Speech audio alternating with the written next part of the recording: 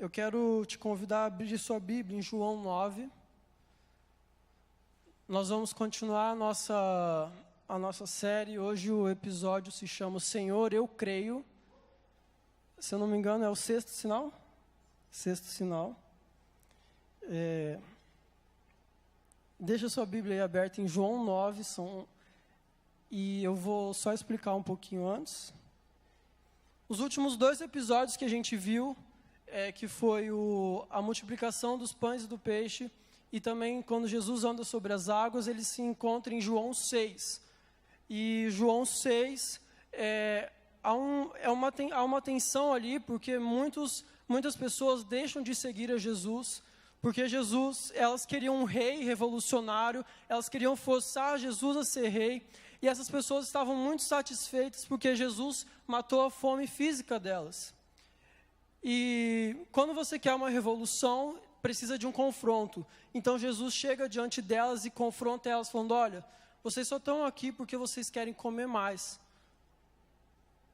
E quando Jesus confronta essas pessoas, muitos deixam de segui-lo. E então Pedro fala: olha, Senhor, a gente não vai para quem iremos nós? Porque só o Senhor tem as palavras de vida eterna. Então assim terminou os 2 últimos episódios no capítulo 6. E como a gente vai falar hoje de João 9, eu quero explicar rapidamente o que fala em João 7 e 8.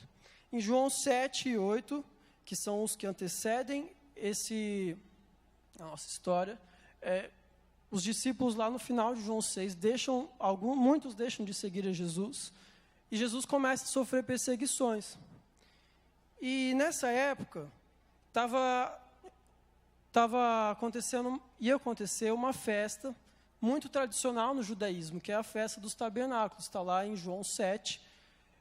E os discípulos ficaram: olha, Jesus, não sei se é muito bom você ir, porque vai estar tenso o clima lá, tem gente querendo já brigar com você, tem gente querendo te matar. Mas a festa durava vários dias, então Jesus apareceu no meio da festa, ele foi ao templo e começou a ensinar. E os seus ensinamentos continuavam a dividir as pessoas, se Jesus era um Messias, quem Jesus era, se ele era um profeta, se ele era vindo da parte de Deus, se ele era, até em João 8, falam que Jesus era até endemoniado. Que pecado, meu Deus. Mas muitos questionamentos e mais tensão se aumentaram naquele lugar. Em João 7:45, a gente vê que alguns dos líderes dos fariseus mandam guardas para prender Jesus, e diante das palavras de poder e de sabedoria de Jesus, aqueles guardas voltam e falam: olha, a gente não consegue prender esse cara. Existe algo nele, há alguma coisa na palavra dele que nos impediu de prendê-lo. Então em João 8, que é o próximo capítulo, depois do 7, tem 2 versículos muito bons, 2 histórias muito boas. A primeira é que logo no comecinho de João 8, acontece um dos episódios bem famosos da vida de Jesus, que é o encontro com a mulher adúltera, onde uma mulher adúltera é levada até ele, e eles falam: olha, Senhor, essa mulher é adúltera, de acordo com a lei, ela tem que ser apedrejada pelo pecado dela. Então Jesus fala: tudo bem, aquele que nunca pecou, que atire a primeira pedra. Então eles vão embora.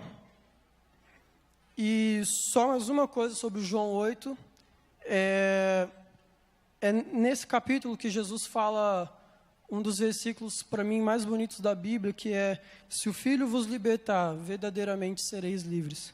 Porque Jesus não veio aqui para deixar ninguém cativo, ele veio aqui para libertar você de tudo, inclusive de você mesmo. Então, no final do capítulo 8, antes de começar o capítulo 9, o último versículo nos traz que os fariseus pegaram pedras, porque eles mais uma vez discutiram com Jesus a respeito de quem ele era, e Jesus falava: eu sou o Filho de Deus, e eu vim aqui testemunhar a respeito do meu Pai. Então, alguns dos líderes fariseus pegam pedras, e agora eles querem apedrejar Jesus, querem matar Jesus, e Jesus sai do templo, e aqui começa a nossa história. João 9, a partir do versículo 1, diz: ao passar, Jesus viu um cego de nascença.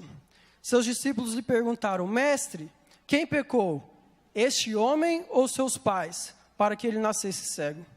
Disse Jesus: nem ele, nem seus pais pecaram, mas isso aconteceu para que a obra de Deus se manifestasse na vida dele. Enquanto é dia, precisamos realizar a obra daquele que me enviou. A noite se aproxima quando ninguém pode trabalhar. Enquanto estou no mundo, eu sou a luz do mundo. Tendo dito isso, ele cuspiu no chão, misturou terra com saliva e aplicou aos olhos do homem.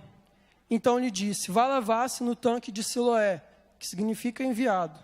O homem foi, lavou-se e voltou vendo. Então, do versículo 1 ao 7, a gente tem aqui o relato da cura física de um cego de nascença. A Bíblia nos conta que Jesus curou 7 cegos no seu ministério. Os outros 6, eles estão relatados, se você quiser ver depois, em Mateus 9, 27, Marcos 8, 22, ele curou 1, Mateus 12, 22 e em Mateus 20, 30. Pela a cronologia das histórias, dos 7, 2 foram depois do cego de nascença. Mas o que todos os outros têm em comum, e o cego de nascença tem diferença, é que os outros ou foram levados até Jesus, ou eles foram diretamente a Jesus. Se você ler os versículos, você vai entender isso. Mas o cego de nascença, a Bíblia nos conta que Jesus viu ele. Jesus viu esse cego, e não, até porque os outros cegos não teriam visto Jesus, mas sabiam que Jesus estava ali. Agora, esse cego, a Bíblia não mostra uma manifestação dele ou de algum conhecido dele pedindo um milagre. É Jesus quem o vê antes de tudo. Então, Jesus estava saindo do templo, provavelmente ele estava saindo pela Porta Formosa, que lá em Atos 3:2, os discípulos encontram um paralítico.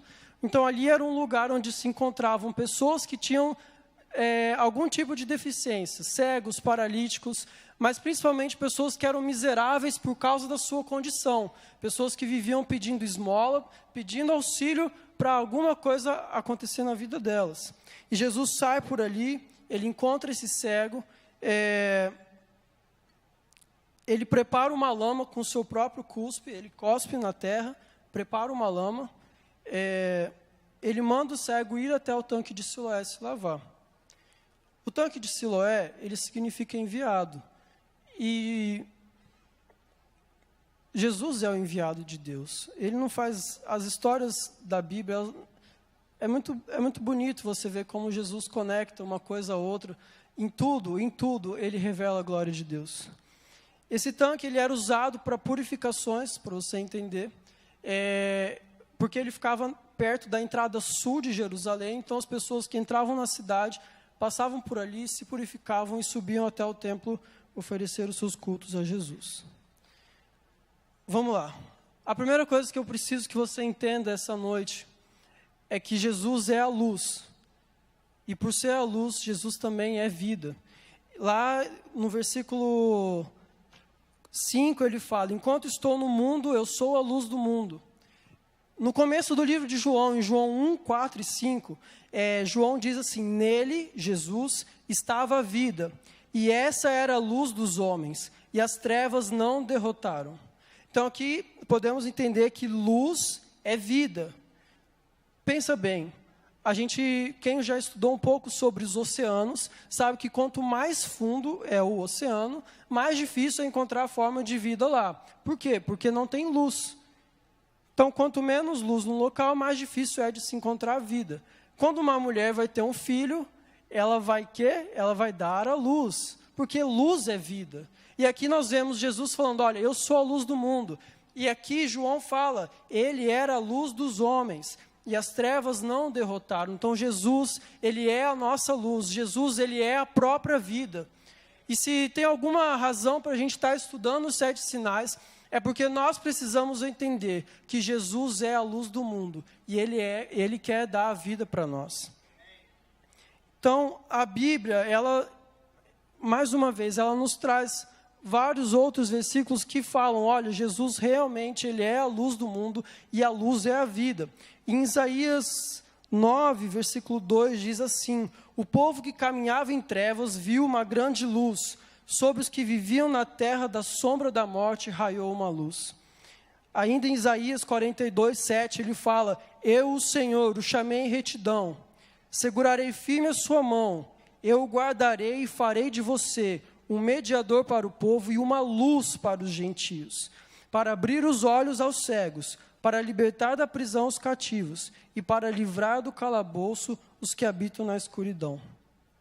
Essa era uma profecia de Isaías a respeito do Messias. E o último versículo sobre luz, em João 8,12, no capítulo anterior a esse, Jesus já havia afirmado para eles. Falando novamente ao povo, Jesus disse: eu sou a luz do mundo. Quem me segue nunca andará em trevas, mas terá a luz da vida. A gente precisa entender que Jesus, ele é a luz do mundo e ele é a própria vida. Isso vai nos dar uma clareza maior para aquilo que está a acontecer. Continuando no nosso texto, eu quero falar um pouco a respeito de causas humanas e propósitos eternos. A gente leu aqui a respeito da cura física desse cego. Os discípulos indagam a Jesus: olha, quem que pecou? Foi ele, foi os pais dele? Por que ele está nesse estado? E a gente vai entender ao longo desse texto que muitas vezes as nossas dúvidas humanas, elas só podem ser respondidas através de propósitos eternos de Deus para as nossas vidas. Se a gente, lá mais para frente, no versículo 23, os pais desse cego, eles vão entrar em cena e vão falar a respeito da idade dele. É bem provável que esse cego tenha mais de 30 anos, e você fica pensando, ele passou 30 anos de uma vida cego. Por quê? Por que só agora que Jesus veio encontrar com ele? Por que só agora que Jesus veio curá-lo? Mas a gente precisa entender que Deus age mesmo em meio ao sofrimento e às dores humanas. Quando você entender que nas causas humanas, nas suas procuras por respostas, há um propósito eterno, o versículo de Romanos 8:28 vai começar a fazer sentido para nós. Onde Paulo fala: sabemos que Deus age em todas as coisas para o bem daqueles que o amam, dos que foram chamados de acordo com o seu propósito. Então, mesmo esse cego, ele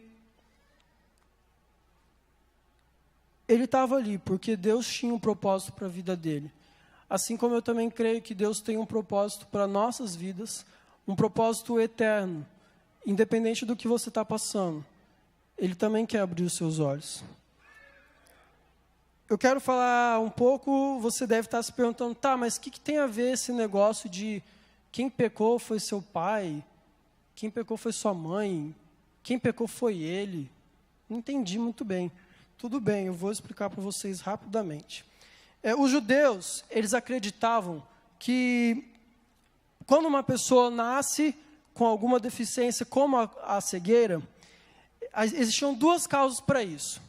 A primeira causa é que os seus pais pecaram, então esse pecado se transferiu para os seus filhos. Isso está lá em Êxodo 20, versículo 5, nos 10 mandamentos, fala assim: não te prostrarás diante deles, outros deuses, e nem lhes prestará culto, porque eu, o Senhor teu Deus, sou o Deus zeloso, que castiga os filhos pelos pecados de seus pais, até a 3ª e 4ª geração daqueles que me desprezam.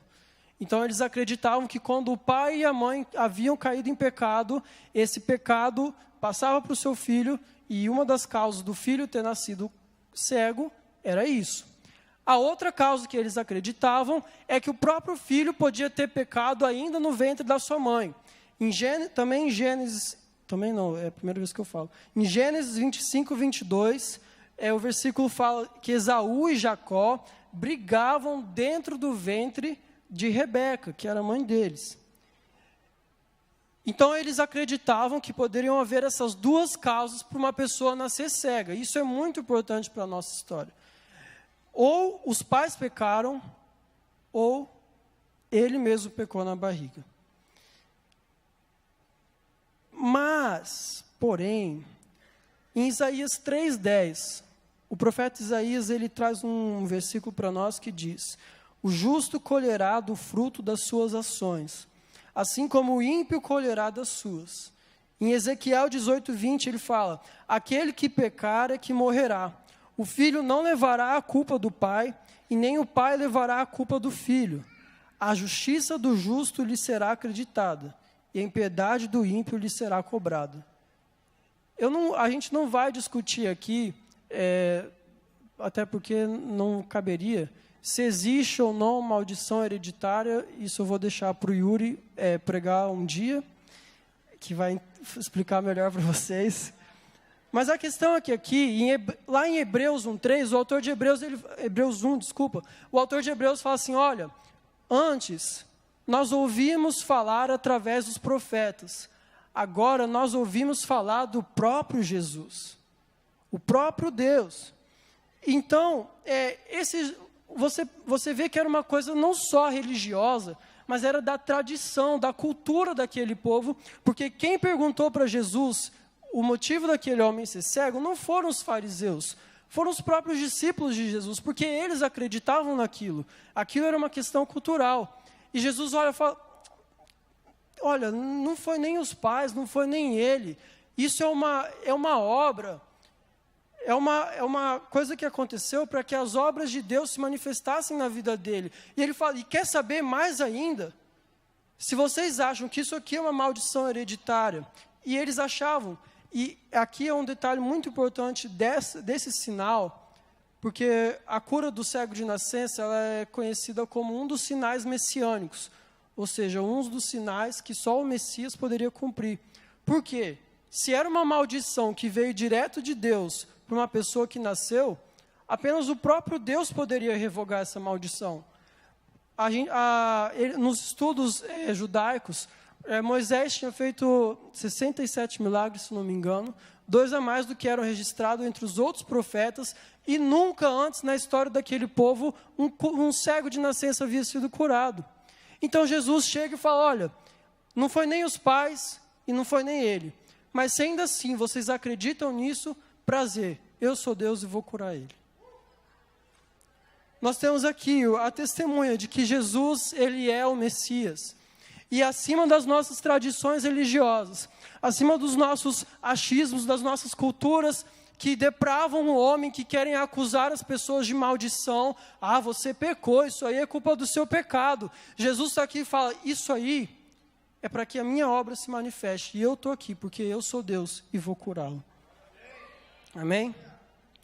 Eu não vou nem falar a respeito do sábado, no versículo 14, fala que era sábado, o dia em que Jesus tinha feito esse milagre. Como o pastor Ronaldo já falou lá, quando ele falou do paralítico no tanque de Betesda, o sábado era o dia que os judeus guardavam, eu não vou me delongar sobre isso, e eles consideravam que você cuspir e misturar na terra, fazer a lama, era um tipo de trabalho. Então Jesus estava pecando. E curar uma pessoa, Jesus era louco, né? Mas eu quero te lembrar que o sábado ele foi feito para lembrar a criação de Deus. E nós somos criação de Deus. Aquele cego era a criação de Deus. Então, quando Jesus cura ele está falando, olha, eu estou guardando o sábado, porque eu estou guardando a criação do meu Pai. Amém? Então, a gente vai continuando, daqui a pouco eu vou ler mais um pouco do texto, tá? Tudo bem, eles tinham essas tradições religiosas a respeito de quem era maldito e quem não era, a respeito de Jesus trabalhar no sábado, e o fato de Jesus ter feito um milagre messiânico já estava confundindo a cabeça deles. A comunidade ali já estava, cara, mas eu estou achando que esse cara não é mesmo, não é mal. E estava havendo essa confusão, mas eu quero chegar aqui num ponto muito sério da nossa palavra, que é o pecado que condena as nossas vidas. Em João 8:21, antes dessa cena, Jesus fala assim, eu vou embora e vocês procurarão por mim, e morrerão em seus pecados. Para onde eu vou, vocês não podem ir. E quando Jesus fala que vocês morrerão em seus pecados, eu estava lendo sobre isso, sobre esse texto, e uma visão muito boa que eu tive sobre isso, é que quando Jesus fala, vocês morrerão em seus pecados, ele não está falando só a respeito de tradições, mas ele fala que quando você não adere a Jesus, você se torna responsável por uma sociedade que mantém o povo dominado e culpado. E sustentar um tipo de arranjo social como esse, em que a vida é diminuída e eliminada, você está pecando e vai morrer pelo seu pecado. E isso é muito sério, porque ali naquele momento, nessas discussões sobre a tradição, o resultado disso era que aquele homem, ele vivia uma vida de miséria. Aquele homem vivia uma vida de condenação. Há mais de 30 anos ele vivia pedindo esmolas. Eu quero te convidar a ler comigo, a partir do versículo 8, agora a gente vai ler bastante. O homem voltou vendo, lembra disso, ele voltou vendo curado. Os seus vizinhos, versículo 8, João 9, 8. Seus vizinhos e os que anteriormente o tinham visto mendigando, perguntaram: não é este o mesmo homem que costumava ficar sentado mendigando? Alguns afirmavam que era ele. Outros diziam: não, apenas se parece com ele. Mas ele próprio insistiu: sou eu mesmo. Então, como foram abertos os seus olhos? Interrogaram eles. E ele respondeu: o homem chamado Jesus misturou terra com saliva, colocou-a nos meus olhos e me disse que fosse lavar-me em Siloé. Fui, lavei-me e agora vejo. Eles lhe perguntaram: onde está esse homem? Não sei, disse ele. Então levaram aos fariseus, os mestres da lei, o homem que fora cego. Vou pular para o 15 logo. Então os fariseus também lhe perguntaram como ele recebera a visão. E o homem respondeu: ele colocou uma mistura de terra e saliva em meus olhos. Eu me lavei e agora vejo. Alguns dos fariseus disseram: esse homem não é de Deus, pois não guarda o sábado. Mas outros perguntavam: como pode um pecador fazer tais sinais miraculosos? Sinais miraculosos. E houve divisão entre eles. Tornaram, pois, a perguntar ao cego: que diz você a respeito dele, de Jesus? Foram seus olhos que ele abriu. O homem respondeu: ele é um profeta. Os judeus não acreditaram que ele fora cego e havia sido curado, enquanto não mandaram buscar seus pais. Então perguntaram para os pais: é este o seu filho, o qual vocês dizem que nasceu cego? Como ele pode ver agora? E responderam os pais: sabemos que ele é nosso filho e que nasceu cego, mas não sabemos como ele pode ver agora ou quem lhe abriu os olhos. Perguntem a ele, idade ele tem, falará por si mesmo. Então seus pais disseram isso porque tinham medo dos judeus, pois estes já haviam decidido que se alguém confessasse que Jesus era o Cristo, seria expulso da sinagoga. E foi por isso que seus pais disseram: idade ele tem. Então os pais, e até mesmo esse menino, estavam sendo pressionados. E lembra que eu falei que o maior pecado desses fariseus é porque o arranjo social que eles fizeram era um arranjo que diminuía e reduzia a vida. E lembra que eu falei que quem é a vida? Jesus é a vida. Eles estavam reduzindo a pessoa e a importância de Jesus na vida das pessoas. Pensa comigo, o meu filho nasceu cego. Ou eu tenho culpa, ou ele tem culpa. Como ninguém vai saber, os três viviam em condenação. Então, passavam pelos pais: esse aí é os que tem o filho cego lá, sabe? Pecou, tá assim porque pecou. Imagina o cara vivendo 30 anos, não só sendo miserável, mas também sendo acusado de ser pecador, ou ele e os seus pais. E eu imagino aqui os seus pais já numa situação assim: bom, agora a gente pelo menos é aceito aqui na igreja, na sinagoga. O pessoal agora se dá bem com a gente, estão chamando a gente lá. E por causa do arranjo que eles fizeram, de quererem diminuir a vida, e de achavam que eles tinham o controle das coisas, eles então desafiam os pais e falam: olha, esse cara era cego? Seu filho era cego? Não sei, pergunta para ele. E por que eles respondiam isso? Porque eles tinham medo de toda essa vida que eles tiveram de condenação, que agora parece que eles estavam se reconstruindo, eles vão perder tudo de novo, porque se eles falam agora que o filho era cego e agora ele enxerga, então de novo eles vão ser expulsos, porque agora eles seguem a Jesus. Antes eles eram condenados por maldição, agora eles seguem a Jesus. Vai embora todo mundo.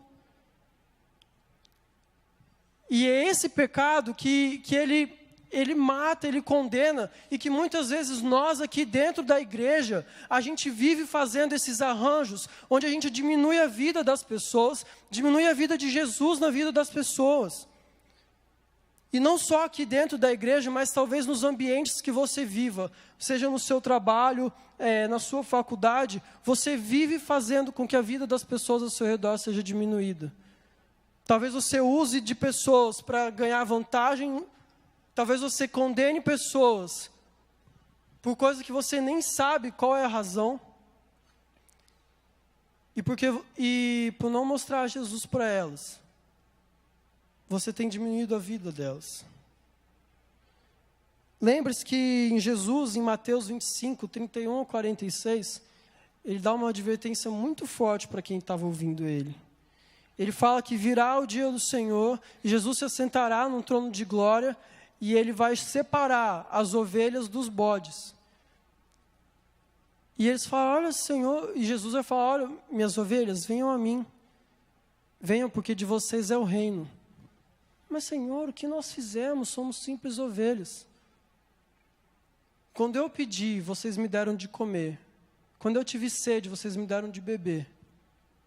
Venha que o reino é de vocês. Quando a gente vive a vida de Jesus, quando a gente deixa que a luz de Jesus invada a vida das pessoas, quando a gente deixa que a vida de Jesus entre na vida das pessoas, a gente está fazendo a vontade dele. E a gente está elevando essa pessoa ao nível que Deus espera dela, ao nível que Deus quer que ela seja. E muitas vezes os nossos arranjos, sejam eles religiosos ou não, sejam eles religiosos ou culturais, a gente vive diminuindo a vida das pessoas, a ponto de expulsarem elas dos nossos meios, dizendo, vocês não são dignos de viver a vida que a gente vive. Mas eu quero voltar a falar de uma coisa muito boa, e quando a gente fala de coisa boa, só pode ser de Jesus. E eu tive que falar tudo isso para vocês até agora, desde como foi esse milagre, a parte das tradições religiosas, o porquê que eles acreditavam em maldição ou não, porque eu quero que nós aqui, a gente chegue à mesma conclusão que o cego chegou. E por isso eu tive que falar tudo isso. Então nós temos lá no versículo 8 de João 9, logo após ser curado, você fala que voltou vendo. Então o cego não sabia quem era Jesus, ele não tinha visto Jesus ainda. E eles perguntam, o que aconteceu aí? E ele fala, o homem chamado Jesus me curou. Ou seja, ele não entendeu, eu fui curado, o cara me mandou ir lá me lavar no tanque, eu voltei e estou vendo, não sei onde ele está, aquele homem lá, eu não sei onde ele está. Mas mais para frente, a gente já leu esse versículo, quando eles perguntam de novo, lá no versículo 17, que diz você a respeito dele? Foram seus olhos que ele abriu. O homem respondeu, ele é um profeta. E sabe por que ele fala que agora Jesus não é mais um homem, ele era um profeta? Porque no meio de toda essa discussão, no meio dessas divergências que eles estão tendo, se essa era uma cura do Messias, se Jesus poderia fazer essas coisas, o próprio cego, que viveu uma vida de miséria por tanto tempo, coitado, ele não podia estudar, porque ele não tinha livro em braille. Ele não sabia, ele não entendia das profecias a respeito de Jesus. Mas é engraçado, porque nas próprias discussões dos religiosos, não, esse cara não é Deus, porque ele está curando no sábado, ele está fazendo coisas que a gente nunca viu antes. E ele próprio foi pensando, cara, não, peraí. Um homem normal, ele não faria isso. Um homem comum, um homem igual esses aqui, uma pessoa como essa, não, ele não faria isso.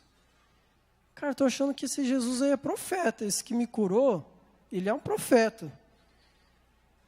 E é engraçado, né? Porque depois, logo após isso, vem o testemunho dos pais, e ele vê aqueles caras, tipo, forçando os seus próprios pais a falarem que nem conhecem ele, que nem tem mais relação com ele. Oh, meu filho já tem 30 anos aí, fala com ele. Ele fala, pô, esses caras... Não, esse cara é muito diferente desses aqui. Não é normal. O jeito que ele vive, o jeito que ele fala. Então, no próximo diálogo, e agora eu quero ler com vocês, o versículo 24, logo após a conversa com os pais. Pela segunda vez chamaram o homem, então os fariseus estavam juntos ali, com os vizinhos, a comunidade, os pais. Pela segunda vez chamaram o homem que fora cego e lhe disseram, para a glória de Deus, diga a verdade. A gente sabe que esse Jesus aí é pecador. Ele respondeu, não sei se ele é pecador ou não. Uma coisa eu sei, eu era cego e agora eu vejo. Então lhe perguntaram, o que ele lhe fez? Como lhe abriu os olhos? Ele respondeu, olha, eu já lhes disse, e vocês não me deram ouvidos. Por que querem ouvir outra vez? Acaso vocês também querem ser discípulo dele? Então insultaram, ser discípulo de Jesus era um insulto. Então insultaram e disseram, discípulo dele é você. Nós somos discípulos de Moisés. Sabemos que Deus falou a Moisés, mas quanto a esse homem, nem sabemos de onde ele vem. Então o homem respondeu, ora, isso é extraordinário. Vocês não sabem de onde vem, contudo, ele abriu meus olhos. Sabemos que Deus não ouve a pecadores, mas ouve ao homem que o teme e pratica a sua vontade. Ninguém jamais ouviu que os olhos de um cego de nascença tivessem sido abertos. Se esse homem não fosse homem de Deus, ele não poderia fazer coisa alguma. Diante disso, eles responderam, você nasceu cheio de pecado. Como tem a ousadia de nos ensinar? E o expulsaram. Então, vocês estão entendendo, tudo o que eu falei, explicando a respeito das maldições, das tradições, foi o que o cego começou a perceber enquanto conversava com eles. Eles incriminando, e ele falou, não, peraí, eu passei minha vida inteira ouvindo falar que só alguém vindo direto de Deus que poderia me curar. E agora eu estou curado. Esse cara, esse homem, ele só pode ter vindo de Deus. E os profetas, os fariseus, ainda presos às suas tradições religiosas, querendo comandar um sistema, não querendo abrir mão do poder que eles tinham sobre aquela cultura, sobre aquela sociedade, eles falaram, não senhor, nós somos discípulos de Moisés. Moisés falou que era maldição sim. Moisés falou, está falado. Não, mas é Jesus, ele veio de Deus, nunca tinha visto curar um cego de nascença. E agora você quer explicar a lei para a gente. Então eles expulsam ele de novo. Mas é engraçado que aqui não está escrito assim. Então o expulsaram e ele lamentou. Não. Então o expulsaram e ele ficou muito triste. Na minha Bíblia não está, não sei na sua. Então, o que eu chamo de penúltimo estágio de conhecimento de quem Deus é, o homem declara, esse cara veio de Deus. E tudo isso foi baseado através de uma fé por reflexão. Ele não tentou encaixar o milagre dele nas tradições. A fé dele em quem Jesus era, ela veio através da reflexão daquilo que tinha acontecido com ele. E aqui eu quero chegar na semifinal, porque já são 9 horas. Eu quero chegar na semifinal da nossa palavra. Quem ganhar vai para o final. E o versículo 35, ele fala assim: Jesus ouviu que o haviam expulsado, e ao encontrá-lo disse: Você crê no Filho do Homem? E perguntou ao homem: Quem é ele, Senhor, para que eu nele creia? Disse Jesus: Você já o tem visto, é aquele que está falando com você. Então o homem disse: Senhor, eu creio. E o adorou. No versículo 34, a gente vê um homem sendo expulso. Pensa só, ele viveu uma vida de miséria, de novo. 30 anos, cego, na porta de um templo pedindo esmola. Uma vida miserável. E de repente os olhos dele são abertos. Cara, eu tenho uma vida inteira para viver. E então, aqueles homens que comandavam o sistema, eles falam: essa vida que você acha que você vai viver, sai fora, você está expulso do nosso meio. Aqui na nossa igreja você não entra mais. Aqui na nossa sociedade, você não vai usar esses olhos. Então Jesus vai ao encontro dele. E ele não sabia quem era Jesus, ele não tinha visto ainda. Talvez reconhecer a voz, mas como estava em época de final de festa, muito barulho, talvez não ia reconhecer. Então Jesus se revela a ele, dizendo: Você tem o visto o Filho do Homem. E é ele quem fala com você. E aqui, gente, é o ponto que eu quero chegar, que eu falei que eu queria que vocês vissem a mesma coisa que o cego viu. Diante da revelação de quem Jesus é, e essa revelação a gente tem visto ela há 6 semanas atrás, todos os sábados. Diante da revelação de quem Jesus é, não existe outra reação, a não ser você falar: Jesus, eu creio e eu te adoro. Não existe outra reação, a não ser você se prostrar e falar: Jesus, eu creio e eu te adoro por isso. Salmos 19:1 diz que os céus declaram a glória de Deus e o firmamento fala das obras de suas mãos. A explicação final de uma cura, seja ela milagrosa ou seja ela pelo seu médico, a explicação dela é sempre a glória de Deus, porque seu médico, ele não te curou apenas por conhecimentos próprios. A Bíblia fala que os céus declaram, o firmamento declara a glória de Deus, e tudo que existe, toda a criação declara a glória de Deus. Então, toda cura, ela tem o seu ponto inicial e o seu ponto final na glória de Deus.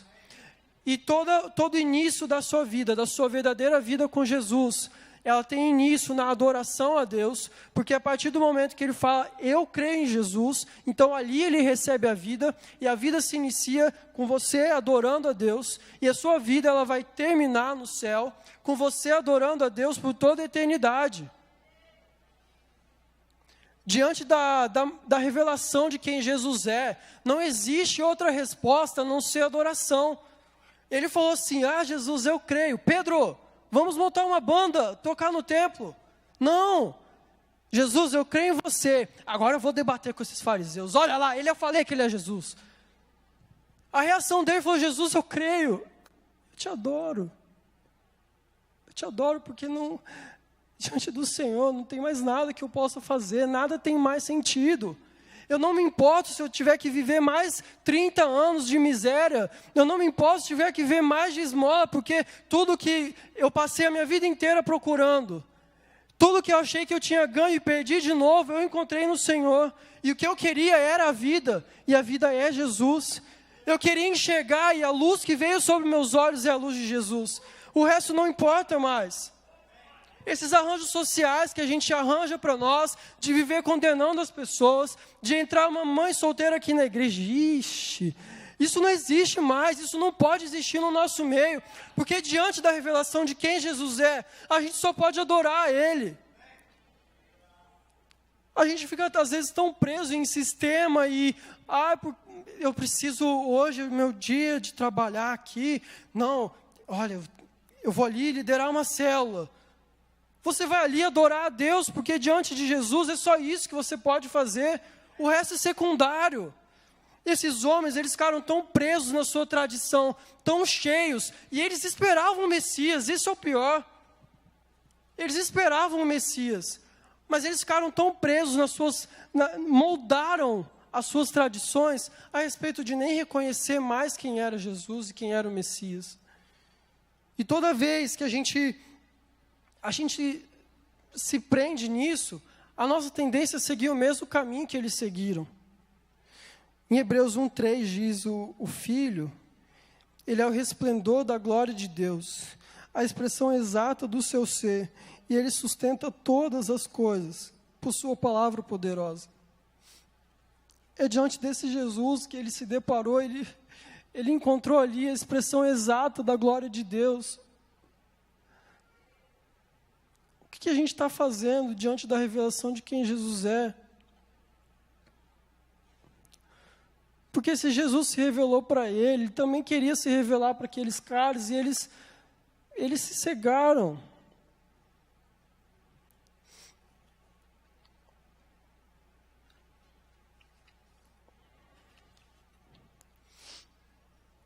Agora é o final. Versículo 39 diz: Disse Jesus, logo após esse homem o adorá-lo: Eu vim a este mundo para julgamento, a fim de que os cegos vejam e os que veem se tornem cegos.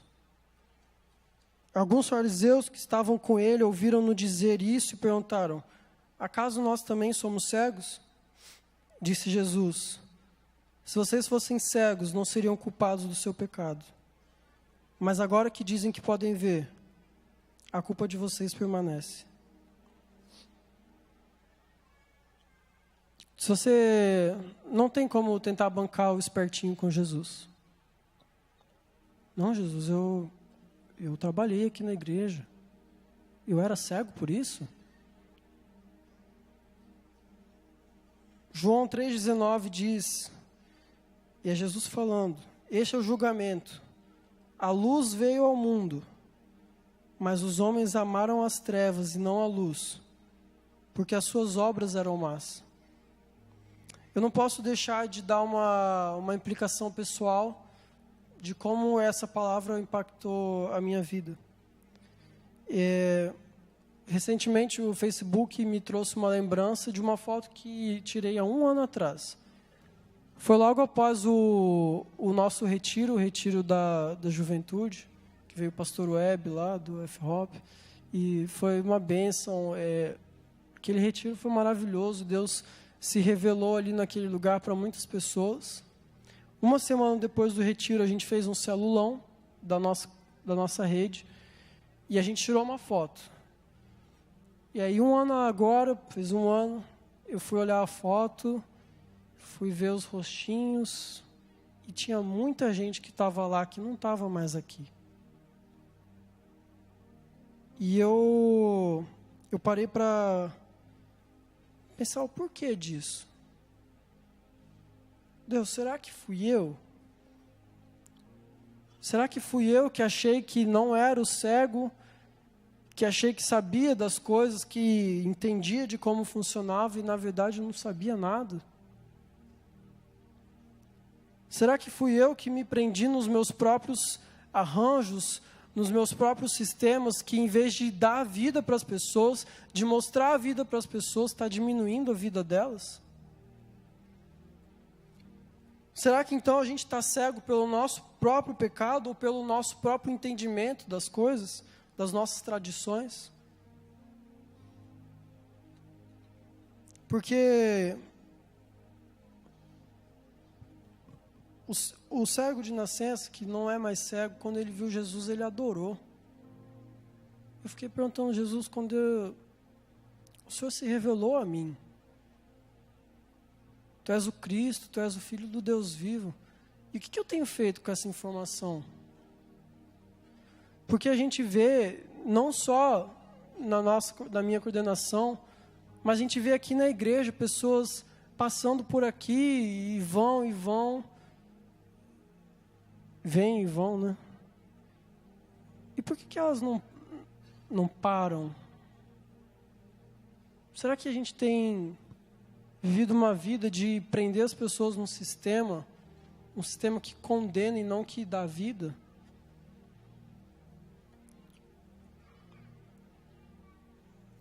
O John Piper diz que Jesus ele veio ao mundo procurar adoradores. E ele morreu para que isso acontecesse. Eu tenho 3 direcionamentos agora, para a gente terminar. Talvez hoje você se encontre no lugar do cego de nascença. Jesus fala assim, olha, não foi nem ele e nem sua mãe, nem seus pais, que pecaram para ele nascer cego. Mas Jesus também não fala que ele era pecador, que ele não era pecador. A palavra fala que todos nós pecamos, inclusive ele. E talvez hoje você esteja aí vivendo uma vida miserável, uma vida de pedir esmola, mesmo de procurar em lugares que você sabe que você não vai encontrar. Jesus quer abrir seus olhos hoje. Jesus quer trazer cura para você. Aquele cego ele foi curado 2 vezes, a primeira física e a segunda espiritual. O trabalho completo só foi feito quando ele viu Jesus. E talvez você se encontre nessa situação hoje, vivido uma vida de miséria, uma vida de pecado, e Jesus quer aparecer na sua frente e falar, olha, eu sou o Cristo. Creia porque eu quero te curar. Ou talvez você está vivendo como esses fariseus, reduzindo a vida das outras pessoas. Talvez você tenha diminuído as pessoas que estão ao seu redor, abusando delas, emocionalmente ou até fisicamente, explorando da vida financeira de pessoas, talvez explorando da falta de intelecto de algumas pessoas da nossa sociedade, e você tem explorado isso para se dar bem, para tirar vantagem. Os bodes não entraram no reino. Vocês não me deram de comer, vocês não me deram de beber. Saiu uma notícia essa semana de uma mãe que ela cobrou R$5. R$5 para um cara, para sua filha brincar sexualmente com os órgãos de um cara. Aqui no Brasil, R$5. Eu não estou falando que a culpa é nossa, mas a responsabilidade é. Porque se nós somos a igreja de Cristo e essa igreja tem que refletir a luz de Jesus, é nossa responsabilidade ser luz no mundo em meio de trevas. Em Mateus 5,13, 5,14, Jesus fala, vós sois a luz do mundo. E lá em João 9,4, no texto que nós lemos, ele fala, é importante que façamos as obras de Deus. Então Jesus, ele nos convida também para fazer essas obras de luz e vida na vida das pessoas. E toda vez que a gente faz com que os nossos arranjos, as nossas próprias vontades, seja maior do que a obra que Jesus quer fazer no mundo, a gente está em pecado. E esse pecado é o que permanece e que leva à morte. É o pecado que lá na frente Jesus fala, olha, vocês não entram aqui não, tá? Ou talvez você seja só como os vizinhos, os pais, os discípulos. Tá ali, tô aqui, tô na igreja, tô vindo. Não faço mal para ninguém. Mas você ainda não entendeu que Jesus, Ele está te chamando para muito mais. Em Mateus 5,3, nas bem-aventuranças, Jesus fala, olha, bem-aventurados são os pobres de espírito, aqueles que reconhecem suas fraquezas, pois dele é o reino dos céus. Então talvez você está aqui, você não faz mal a ninguém, não tem condenado a sociedade nem nada, Mas você vive uma vida só de ficar assim, Jesus, é o Messias, não é? Estou em dúvida. Não, acho que eu sei.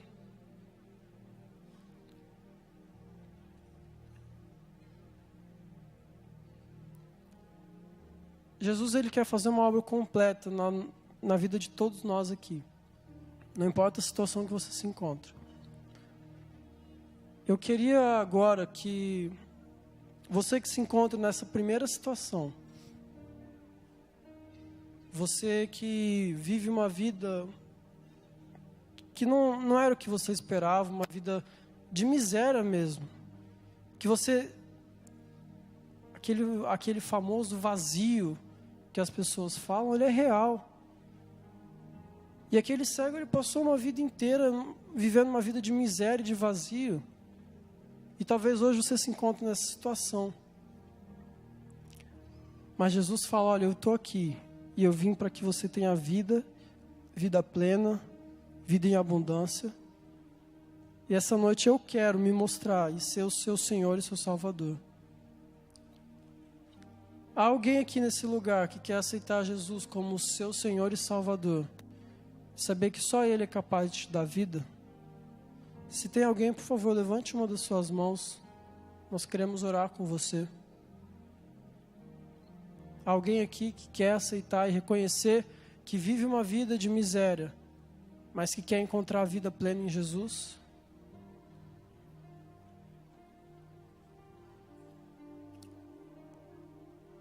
Glória a Deus. Então temos um desafio um pouco mais sério agora.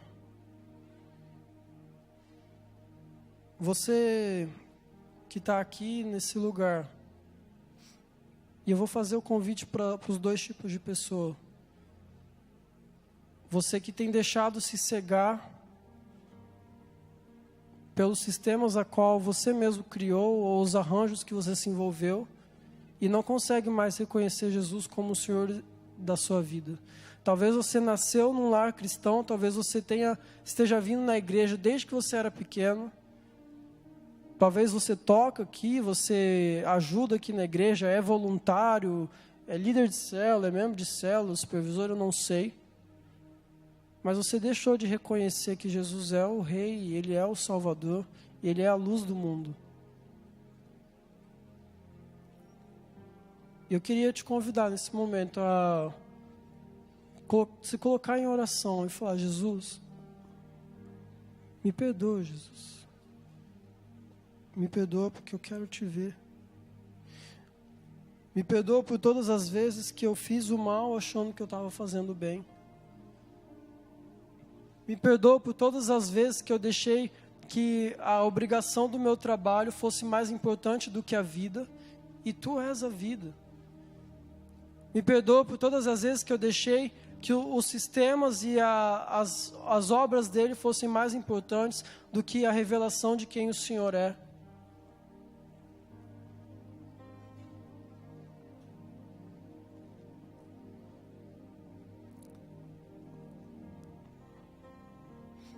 Senhor Jesus, nós clamamos nesse momento, Pai, porque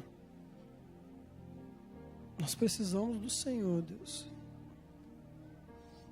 Talvez ao longo já de 6 semanas aí, ainda tem gente que... Será que esse é mesmo o Messias? Será que esse Jesus que eles falam aí em cima, será que Ele dá conta de curar as minhas dores? Será que Ele dá conta de abrir meus olhos? E Jesus, nós sabemos que o Senhor pode, Pai. Porque acima de qualquer tradição, acima de qualquer religião, acima de qualquer maldição, acima de qualquer sistema opressor, acima de qualquer dúvida, Tu és Deus. Tu és a luz e Tu és a própria vida. Tu és a expressão exata da glória do Pai, e nós cremos nisso, Jesus. E nós sabemos que se há alguém que pode essa noite abrir os nossos olhos e nos converter dos nossos maus caminhos, esse alguém é o Senhor. Ao olharmos para Jesus, ao olharmos para a cruz de Cristo, nós queremos nos arrepender dos nossos pecados, Deus, da maneira que temos vivido, Pai. uma vida que não te agrada, uma vida que não expressa quem tu és. Deus, nós não queremos mais que os nossos ritos religiosos sejam mais importantes do que as vidas que o Senhor nos deu para cuidar. Nós não queremos mais, Pai, que a gente fique se lamentando no caminho, esperando o Messias vir, quando Ele já está aqui, Deus. E às vezes a gente vem na igreja, sábado após sábado, a gente se envolve nas coisas esperando que alguma coisa mude, mas só vai mudar quando a gente olhar para o Senhor e falar: Senhor, eu creio, Senhor, eu te adoro por isso. Porque essa é a vida que o Senhor tem planejado para aqueles que creem, Pai. Uma vida de adoração, uma vida de rendimento ao Senhor, Pai. E essa é a vida que nós queremos nos encontrar, Deus. Uma vida de estar prostrado diante de quem Tu és, de tamanha beleza, de tamanha glória. Deus, nós queremos reconhecer que como igreja temos sido pobres em espírito, Pai. Temos falhado, Deus, falhado com as pessoas que o Senhor nos deu. Mas essa noite, Deus, nós te pedimos, vem e abre os nossos olhos. Espírito Santo, vem e abre os nossos olhos. Nós precisamos te ver, Deus. Precisamos ver o Filho de Deus aqui. Deus, que o Senhor continue a falar aos nossos corações. Completa a obra que só o Senhor pode fazer, para que no dia do nosso encontro nós entremos como ovelhas diante do nosso pastor, e que o Senhor fale: olha, de vocês é o reino dos céus. Eu te agradeço, Jesus, te agradeço porque o Senhor nos ama e porque o Senhor traz luz às nossas vidas, ao nosso entendimento, ao nosso coração. Em nome de Jesus, amém.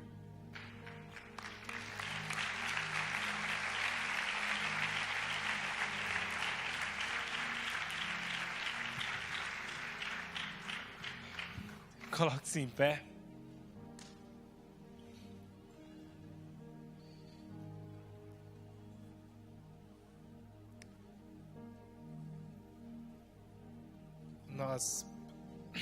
Deus tem ministrado aos nossos corações. Eu quero que você continue com o coração aberto. Peça para que o Espírito Santo continue ministrando na sua vida, para que o Espírito Santo te capacite a viver essa palavra na sua semana, no seu dia a dia, porque não adianta nada a gente nós estarmos aqui neste lugar, ouvirmos uma palavra como essa, uma palavra de revelação, uma palavra que nos instiga a largarmos a religiosidade e corrermos para Jesus, se nós não a praticarmos, se ela não frutificar em nosso coração, senão a gente vira apenas consumidores de palavras e glorificando a Deus. Então peça para que o Espírito Santo continue ministrando ao seu coração agora. Espírito Santo, em nome de Jesus, que nós não venhamos voltar para a cegueira. Não é possível uma pessoa que tem a visão restaurada, ela dizer: eu não quero mais ver. E muitas vezes nós agimos assim, Senhor, porque nós já enxergamos, porque nós já vimos, e nós voluntariamente nos fazemos de cegos. Ignoramos a sua palavra, ignoramos o que o Espírito ministra ao nosso coração. Pai, em nome de Jesus, liberta-nos, ó Deus, de todo esquema religioso, liberta-nos, ó Deus, de todo pecado que possa ser mais forte do que a nossa vontade de querer ser santo. Fala com a sua igreja, continua ministrando ao coração de cada um, em nome de Jesus, amém, amém. Que o amor de Deus, que a graça e que a libertação baseada na palavra do Senhor esteja com todos nós.